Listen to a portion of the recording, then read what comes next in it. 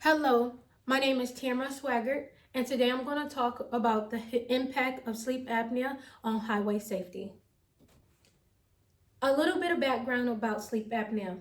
About one-third of truck drivers are diagnosed with obstructive sleep apnea. Sleep apnea causes extreme daytime sleepiness, decreasing alertness.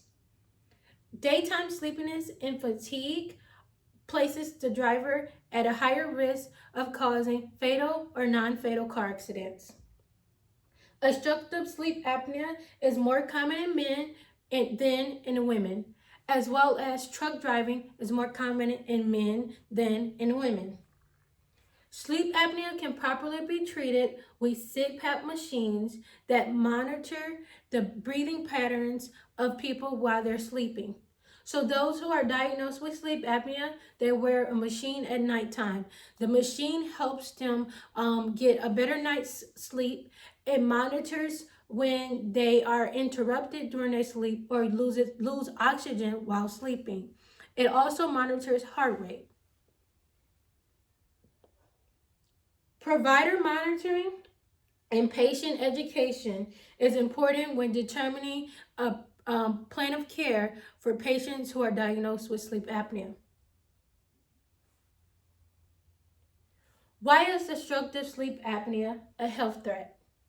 Major risk factors for sleep apnea, such as hypertension and obesity, can lead to other chronic disorders or diseases. Truck drivers lack access to physical activity as well as access to healthier food choices, which put them at risk at developing hypertension and diabetes. Due to their sedentary lifestyle, 7 out of 10 truck drivers are diagnosed with hypertension. OSA increases prevalence of non-fatal and fatal car accidents caused by truck drivers.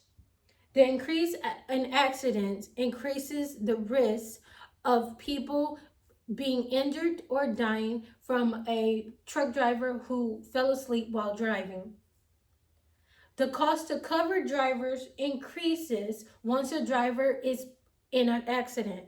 The premium increases tremendously, causing the employer to pay tons of thousands of dollars of tons of money towards the increased premium and a high overhead cost.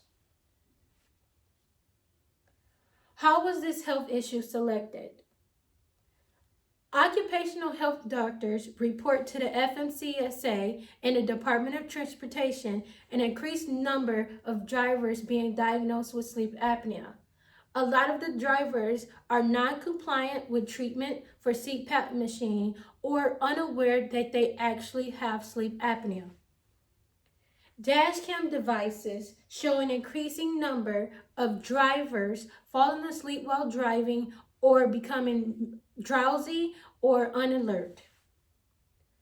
According to the Insurance Institute for Highway Safety, Georgia has between 180 and 230 car accidents that happen yearly caused by truck drivers.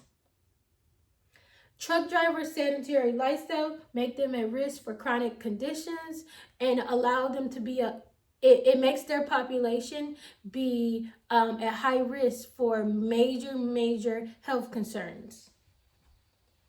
Truck drivers' voices deserve to be heard. They're essential with everything that we do. Every product that we get across the world most likely has been moved by a truck driver. They deserve to be heard, but they also deserve to be healthy. FMCSA recommendations for sleep apnea. FMCSA require drivers to get a medical certificate. This medical certificate states that the patient or the driver is capable of driving under particular conditions. Once a driver is diagnosed with sleep apnea, they will only be awarded a 1-year card. However, the driver must show compliance in wearing a CPAP machine. Compliance can be shown by downloading data stating that the driver is wearing the CPAP machine on an everyday basis at nighttime and is properly fitted to their face. 30 days of compliance can give a driver a minimum of 90 days. 90 days compliance can give a driver 1 year card for them to drive safely on the road. If drivers are not compliant, a medical provider has the option to discontinue a driver's ability to drive properly under state guidelines. Suggestions for change. Provide educational assistance to discuss the impact of sleep apnea. This comes directly from the medical facilities where the drivers are awarded the medical cards. Offer monetary incentives for drivers who enroll in health programs offered by their employers. If drivers are giving some type of compensation to make healthier choices, they're more likely to participate in the program. Engage with fitness centers and produce centers to explore or create express centers at trucking stops, at resting stops, as well as gas stations located on the side of the highway. This will allow drivers to have accessibility to more healthier choices. Drivers complain about the lack of choices they have at local truck driving spots, like the increase of processed foods or fast food because it's more convenient. However, if we create stops that give them healthier choices, that give them the ability to participate in physical activity, as well as give them the choices for a salad rather than a burger, then a driver is more likely to participate in the program. Engage in stakeholders. Of course, the FMCA say and the Department of Transportation and Department of Highway Safety are the federal agencies in charge with keeping up with statistics of the overall health outcomes of drivers. They also regulate what conditions would allow a driver to continue to drive or what would prompt them to no longer be capable of driving. Medical providers are responsible for awarding the medical cards to state, hey, this driver is safe to participate in driving while being placed under these conditions. So educating the medical providers as well as encouraging them to educate truck drivers on the importance of hypertension, the importance of eating healthier, the importance of participating in physical activity daily. Fitness centers such as Planet Fitness or LA Fitness or Crunch Fitness should be interested in putting smaller fitness centers in these truck stops so that truck drivers have the capability of exercising. Fresh fruits and veggie markets such as Whole Foods or Publix or Kroger's or Walmart's, our local grocery stores, should have small produce carts or small produce sections located inside of the truck stops so that drivers are provided the opportunity to make the healthier choices for healthier intake and nutritional value. Implementation. Engage stakeholders in implementing healthier choices at truck stops. Obtain statistics for most visited truck stops. Build health express centers inside the truck stops to encourage a healthier lifestyle. Offer memberships paid by employers to help create employee health intervention programs. Implement a reward system to help encourage drivers to participate in physical activity and healthier choices. Collect data for truck drivers participating in programs to help access the impact it has on diagnosis for sleep apnea. Employers are impacted by costs, but not as much as a lesser value for an increased premium of insurance caused by a driver who got into a car accident. So every time a driver gets into a car accident, the employer's premium increase. If they could use some of that money to help prevent the car accidents by improving the health of their drivers, this would then be a lesser cost for them in the long run. Cost control plan. Resources, educational tools such as using social media to educate truck drivers on obstructive sleep apnea, fitness centers and produce centers. Estimated costs, implementing about 10 express centers on local highways and major truck stops should approximately cost about $400,000. If 10 major trucking companies such as Ryder, Crete, or FedEx come together to give $40,000 to go towards this project, it can profit them once other memberships and other drivers join the program. The budget in general is about $500,000.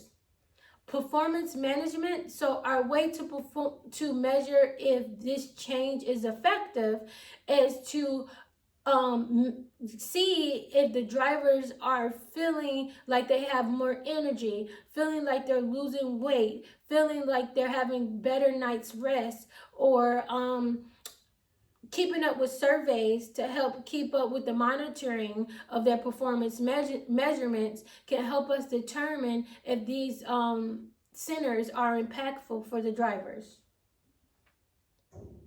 The expected outcome is to decrease the amount of car accidents caused by drowsy truck drivers, improve overall health of truck drivers to decrease risk of sleep apnea, provide educational support for drivers diagnosed with sleep apnea, improve work schedule to decrease fatigue and to provide for a better night's rest.